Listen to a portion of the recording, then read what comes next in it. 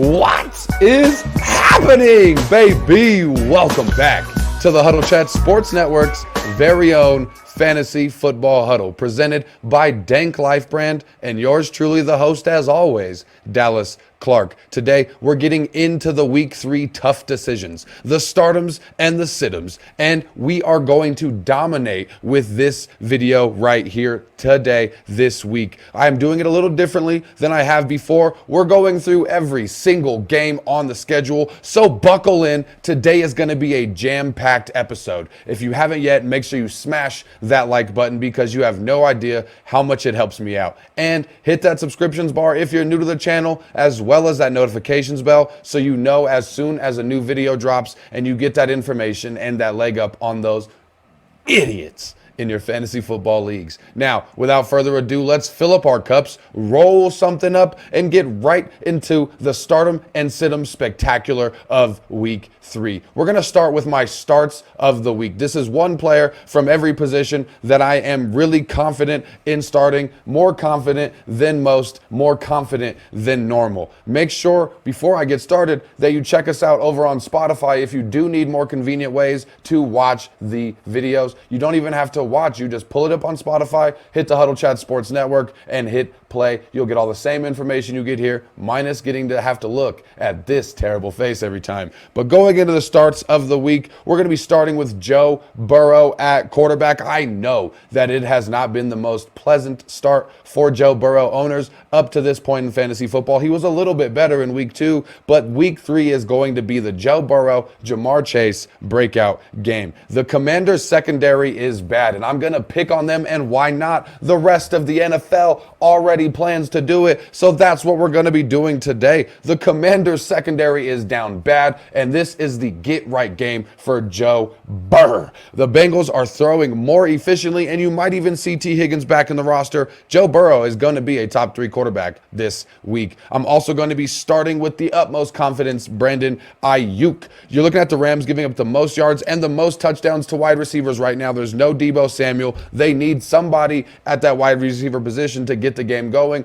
because that's the Niners' MO. What the Dolphins plan on doing is having an above average quarterback, nothing spectacular, and tons of playmakers. Brandon Ayuk has had rust in his first couple of weeks after missing the entirety of the preseason and all the training camp. So you're looking at Brandon Ayuk finally going to be getting back into full season form in Week 3.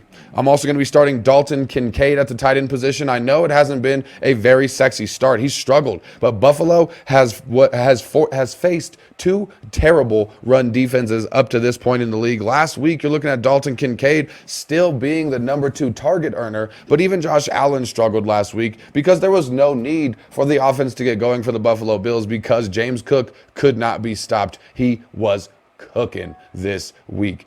I'm also starting Brian Robinson Jr. from the Washington Commanders with the utmost confidence this week. You're looking at him already putting up at least 14.6 PPR points in each of the first 2 games, and he should stay hot this week. You're looking at the Bengals already allowing 100 yards per game to 2 different running backs this week, Ramondre Stevenson in Week 1, and you're looking at Isaiah Pacheco in Week 2. I think that Brian Robinson Jr. has top 10 running back upside in this Monday night matchup. Now, moving on to my sits of the week, we're going to be staying away from Dak Prescott. You're looking at Dak Prescott not having the greatest start to the season, and you're looking at the Baltimore Ravens generating the 6th most sacks in the league right now. And they've only allowed 2 touchdowns in the passing game thus far. I'm not very confident in Dak Prescott. If you have a good quarterback number 2, I'm taking them this week. I'm not going to be taking Jalen Waddle from the Miami Dolphins. You're looking at everybody expecting his production that's already been not as high as expected to take a dip with Skylar Thompson at quarterback. In the 3 games that Skylar Thompson played at quarterback with Jalen Waddle and Tyreek Hill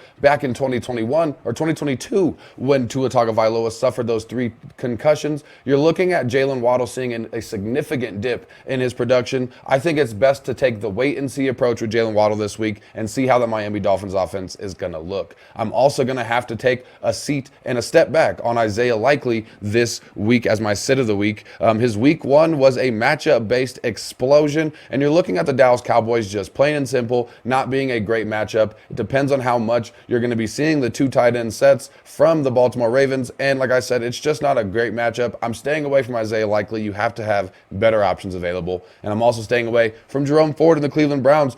You're looking at the current split with D'Onta Foreman being extremely hard to trust for either running back. Foreman gets more work in the passing game and more work when the Browns are leading. And I think that's going to be the case for the Browns this week. I just don't think that the floor and ceiling is high enough for either running back right now for me to really feel confident in starting Jerome Ford. Now, before we move on to a couple of players that I think have extreme flex appeal this week, I want to make sure to ask you to check out my Discord. The link will be in the description below. In the Discord, I provide you guys extremely detailed information. Stardom and Situm lists are even longer than what we have here today, and you get to have contact with my community as well as myself one-on-one. So make sure you hit the link in the description below to the Discord, and if you haven't yet, smash the like button on this video. Right now, we're going into a couple of players that I think have flex appeal that you should be looking at. If they're on your bench, they might be worth tossing into your lineup this week. Starting out with DeAndre Swift playing the Indianapolis Colts, who are allowing more yards per rush right now than have been seen in the last 40 years in the NFL. They're allowing 237 rushing yards per game in the first 2 weeks. That's not a total score. That's the first 2 weeks each. 237 yards at least from both teams that they've played. DeAndre Swift has not been very efficient. They've played some pretty decent rushing defenses, but the Indianapolis Colts rush defense is so bad that DeAndre Swift, if you're thinking about starting him, today is the day to put DeAndre Swift in your lineup. I'm also feeling great about George Pickens from the Pittsburgh Steelers. If you just look at the box score from last week, George Pickens didn't have a fantastic game, but you also don't see the 51-yard catch that got pulled back, the touchdown that got pulled back, the 40-plus yard pass interference call that he drew on Pat Surtain. You're looking at 13 points being removed from George Pickens off the board last week, being called back due to penalties. So I think George Pickens is going to be in a very safe position. You're looking at Justin Fields looking better than he ever has on the Pittsburgh Steelers offense right now, and I think this is the breakout game for George Pickens in 2024. I'm also feeling more than a feeling on Adam Thielen this week. Andy Dalton is back at quarterback, and I think he might be able to turn this offense around. The last game we saw from Andy Dalton in Carolina, he threw 58 passing attempts. You're looking at Andy Dalton and Adam Thielen having a pretty damn good connection in the past. You're looking at the last time they played together, Adam Thielen had 100-plus yard games. He had games where he was catching 11 balls and had 13 targets. I think Adam Thielen is definitely in for a spike week this week, but a person I think I have more confidence in than Adam Thielen is going to be Tank Dell from the Houston Texans. You're looking at Minnesota generating a ton of pressure, and they bring their linebackers in a lot to generate said pressure, which will allow people like Tank Dell to sit right there at that second level and wait for those dump offs from CJ Stroud, which he's going to have to use a lot this week. So I think Tank Dell is going to be the Houston Texans wide receiver that you want to start this week. Now let's move on to a quick recap and breakdown of each game, starting with the Thursday night football game tonight, which will be the New England Patriots at the New York Jets. You're looking at Garrett Wilson being struggling lately, and it's not all been his fault. Aaron Rodgers has 0 completions outside of the pockets. Garrett Wilson has 0 end zone targets in 2024. And last week, you're looking at Garrett Wilson only getting 1 target over 10 yards. You're looking at him playing the New England Patriots defense and Christian Gonzalez, which is a tough matchup. So definitely lower your expectation for Garrett Wilson if it was getting high at all. I'm starting Breece Hall. I'm starting Ramondre Stevenson. And we're also going to be starting Hunter Henry at tight end as well. Moving on into the Sunday early slate, we're going to be looking at that New York Giants versus Cleveland Browns in Cleveland. I'm going to be starting out with Devin Singletary. It's hard to sit Devin Singletary after how good he has been performing, but this matchup is just straight up and down not good for him. I'm only trusting Malik Neighbors really in this matchup from the New York Giants, and I'm not really comfortable in either running back for Cleveland, as I talked about in the opening part of this here. You're looking at Amari Cooper having the ability to be sat as well. If you have that ability, if you have the wide receiver depth, stay away from Amari Cooper. But I would start Cleveland defense. So you're starting Cleveland defense and you're starting Malik Neighbors. Everybody else, I'm taking the wait and see approach on in week 3. Moving on to that Philadelphia Eagles, New Orleans Saints matchup. This could be the first breakout game of 2024 for Chris Olave. Hopefully he falls in the end zone and scores a touchdown. But I definitely think that this Eagles secondary is going to allow points. So Rashid Shaheed, Chris Olave, I'm smashing the start button on them.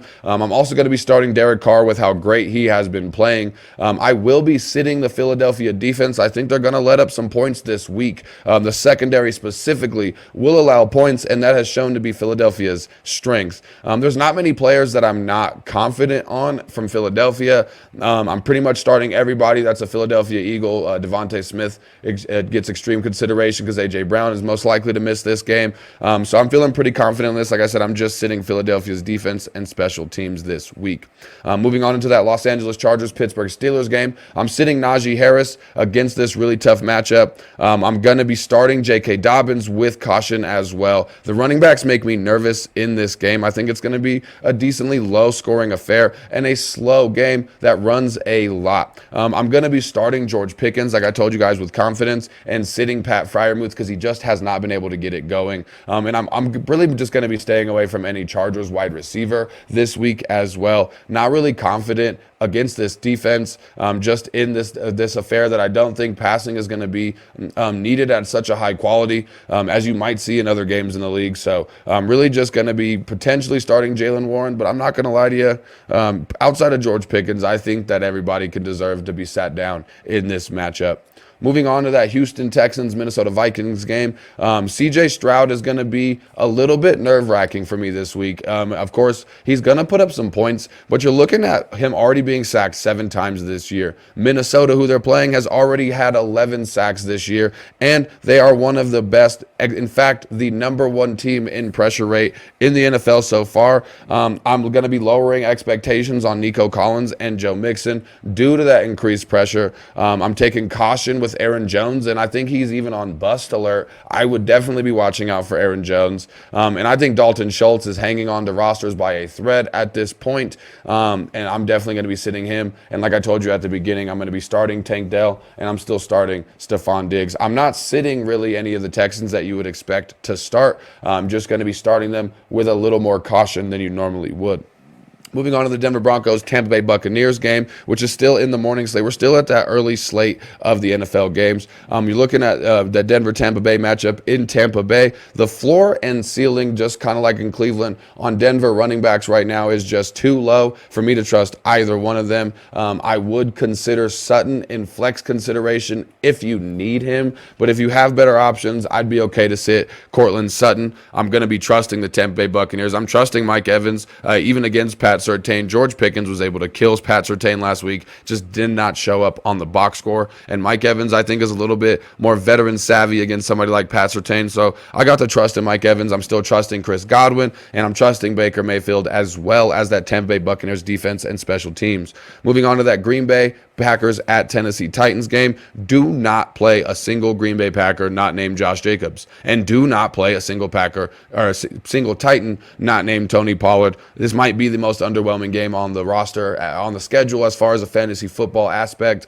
So I'm really just staying away from anybody except for Josh Jacobs and Tony Pollard, who you can start with fair confidence this week. Moving on to the Chicago Bears, Indianapolis Colts 2008 Super Bowl rematch.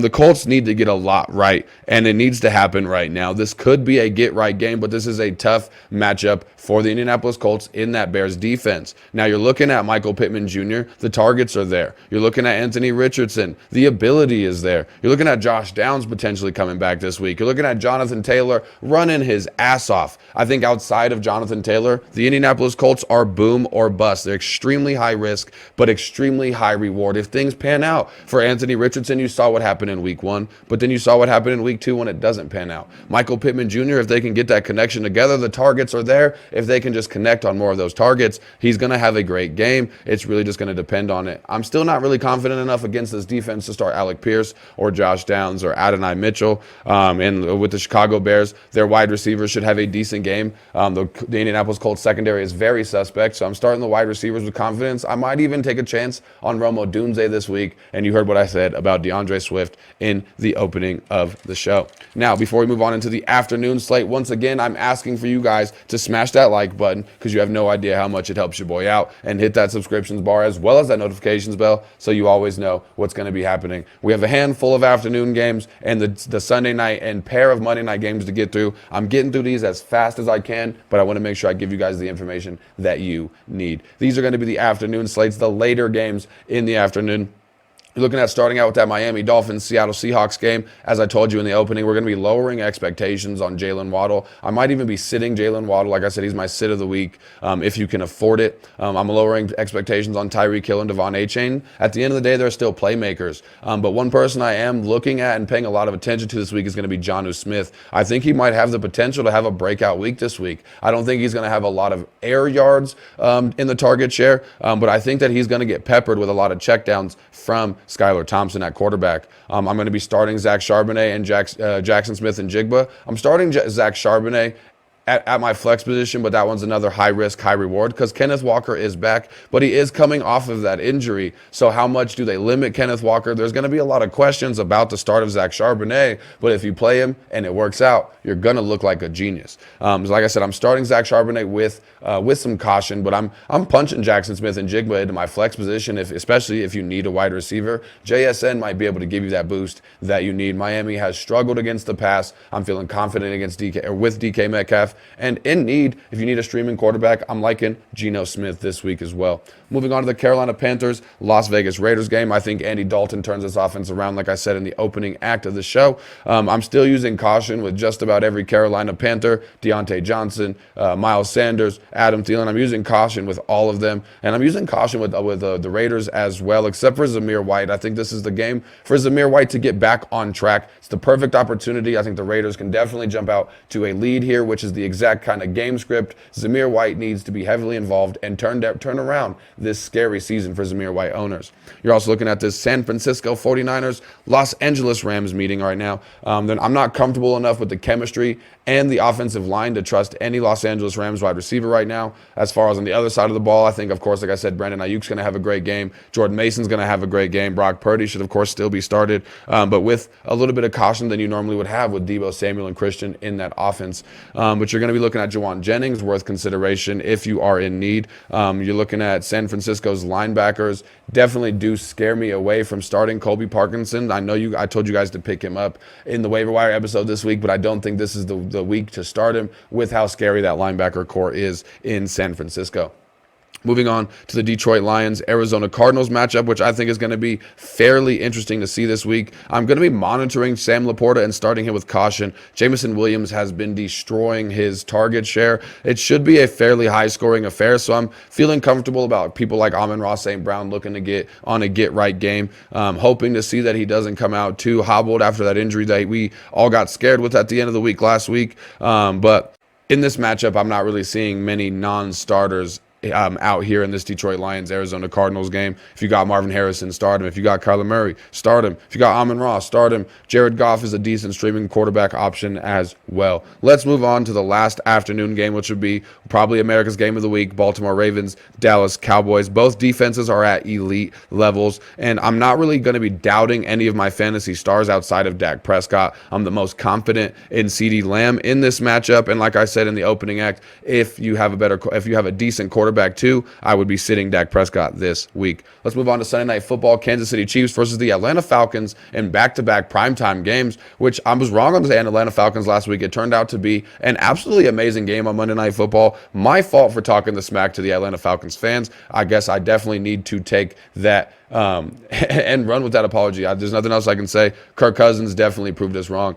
Can he do it again against Kansas City? That will be seen. If you're in need and you added Carson Steele or Samaje Perine, I'm okay with starting them. Carson Steele is going to get more touches, so he's going to be the one that you're going to want to start over Samaje Perine. Drake London, Kyle Pitts, I think have decent games. Of course, Travis Kelce, Rashee Rice. There's really not much needed to be talked about the obvious starters in this one. Kirk Cousins, I don't know if I'm confident enough, but he will need to throw against Kansas City. So if you're in need, especially in a deeper league, Kirk Cousins is definitely one of the deeper quarterbacks that I'd be willing to start. One of the first Monday Night Football games we're going to be talking about is going to be Jacksonville Jaguars at Buffalo Bills. I'm not worried about Josh Allen. I know he had an off week last week, but like I talked about with James Cook last week going off, it was a game script thing, and I'm opting to avoid any player that's not named Travis Etienne in a Jacksonville Jaguars uniform this week. I'm liking Khalil Shakir, Keon Coleman. I'm not really he's kind of up and down. He reminds me of Gabe Davis in Buffalo last year. So I think Gabe Davis, if you want to take a chance, having a nice nice little return revenge game. Might be nice for him. But other than that, I'm just going to be starting Travis Etienne and keeping my same confidence in those Buffalo Bills players that you should start. And then the last game we're talking about is going to be the Washington Commanders Cincinnati Bengals game. I am worried about Terry McLaurin. The only scary thing about him is having him on your fantasy football roster at the current moment. 38% of Washington Commanders receptions have been behind the line of scrimmage thus far, and the league average is 11. So that's extremely out of the ordinary.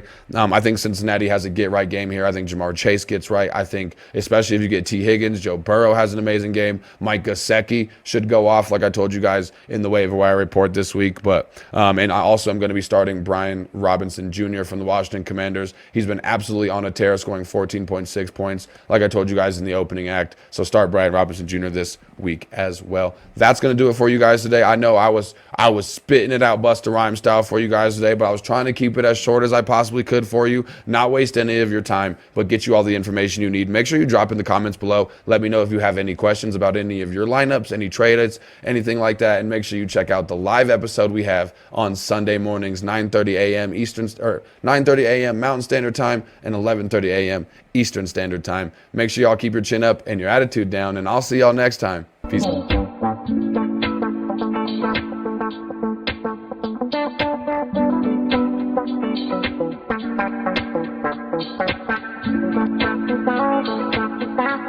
Thank you.